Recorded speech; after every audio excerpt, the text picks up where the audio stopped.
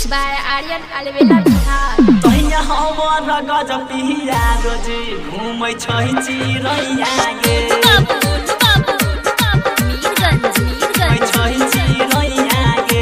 माँ काली recording studio बचौता Khagaria.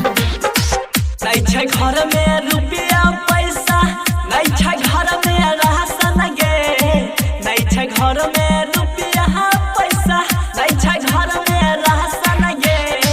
सहिया हमर गजब पिया रोज घूमै छै चिरैया गे, सहिया हमर गजब पिया रोज घूमै छै चिरैया गे।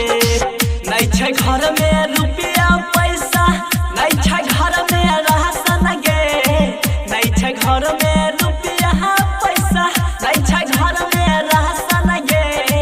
सहिया हमर गजब पिया रोज घूमै छै चिरैया गे, सहिया हमर गजब पिया रोज घूमै छै चिरैया गे, सहिया हमर गजब पिया रोज घूमै छै चिरैया गे। अभी आप सुन रहे हैं प्रमोद देहाती।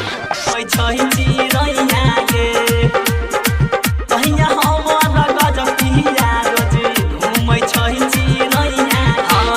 कमबै नै खटबै छै सुनहे गे सखिया, जाइ छै ने दिल्ली पंजाब गे, कमबै नै खटबै छै सुनहे गे सखिया, जाइ छै ने दिल्ली पंजाब गे। भरि दिन उता ताश खेलै छै, भरि दिन उता ताश खेलै छै, मांगै छै रोज रुपैया गे। सहिया हमर गजब पिया रोज घूमै छै चिरैया गे, सहिया हमर गजब पिया रोज घूमै छै चिरैया गे, सहिया हमर गजब पिया रोज घूमै छै चिरैया गे, घूमै छै चिरैया गे।